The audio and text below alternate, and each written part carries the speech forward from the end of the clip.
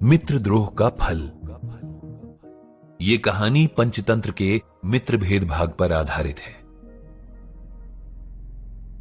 एक बार किसी नगर में दो मित्र रहते थे, जिनके नाम थे धर्म बुद्धि और पाप बुद्धि। धर्म बुद्धि व्यापार में बहुत तेज था और पाप बुद्धि एकदम निकम्मा। एक बार पाप बुद्धि ने अपने दोस्त धर्म बुद्धि को सुझाव दिया कि उन दोनों को मिलकर धन कमाने के लिए किसी दूसरे देश चले जाना चाहिए। धर्म बुद्धि उसकी बात मान गया। दोनों मित्र बहुत सारा सामान लेकर एक नए शहर के लिए रवाना हो गए और कड़ी मेहनत कर उन्होंने बहुत सारा धन इकट्ठा कर लिया। अतः दोनों अपने गांव की तरफ वापस चल पड़े। गांव के निकट पहुंचने पर पाप बुद्धि ने धर्म बुद्धि को कहा, मुझे लगता है हमें इतना सारा धन गांव नहीं ले जाना चाहिए। लोग हमसे ईर्ष्या करेंगे और हो सकता है कोई चोर ही चोरी करने की कोशिश ना करे। काफी धन हम यहीं कहीं किसी सुरक्षित स्थान पर छुपा देते हैं और कुछ दिन बाद जरूरत पड़ने पर निकाल कर ले जाएंगे। धर्म बुद्धि ने पाप बुद्धि के विचार पर अपनी सहमति जताई। वहीं एक सुरक्षित स्थान पर दोनों ने गड्ढा खोदकर अपना सारा कमाया धन दबा दिया तथा घर की ओर प्रस्थान कर गए। कुछ दिन बाद मौका देखकर एक रात पाप बुद्धि ने वहां गाड़े सारे धन को चुपके से निकालकर अपने पास छुपा लिया।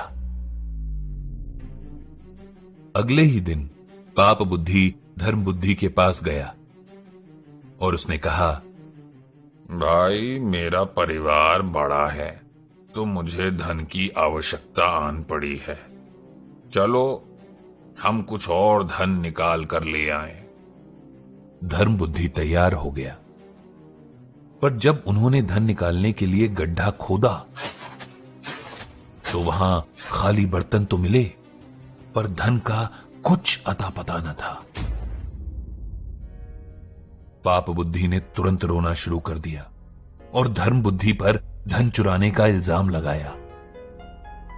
दोनों लड़ते झगड़ते हुए न्यायाधीश के पास पहुंच गए। न्यायाधीश के सम्मुख दोनों ने अपना अपना पक्ष प्रस्तुत किया। न्यायाधीश को सत्य का पता लगाने के लिए अभी कोई तरकीब समझ नहीं आ रही थी कि तभी पाप बुद्धि ने कहा कि गड्ढे के पास वाला वृक्ष ही सच बता सकता है। न्यायाधीश ने यह बात मान ली। रात में पाप बुद्धि ने अपने पिता को पास के एक सूखे हुए पेड़ के खोखले में बिठा दिया और बोला कि जब पूछा जाए तो कह दे कि चोर धर्म बुद्धि है।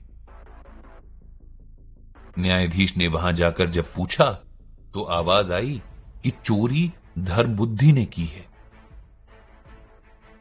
तभी धर्म बुद्धि ने पेड़ के नीचे आग लगा दी।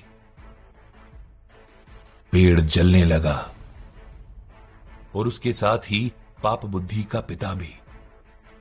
थोड़ी देर में पाप बुद्धि का पिता आग से झुलसा हुआ उस वृक्ष की जड़ में से निकला और सबको सच्चाई का पता चल गया। न्यायाधीश ने पाप बुद्धि को कड़े दंड की सजा दी और धर्म बुद्धि को उसका पूरा धन दिलवा दिया। पंचतंत्र की हर कहानी जीवन को सही तरीके से जीने का पाठ पढ़ाती है।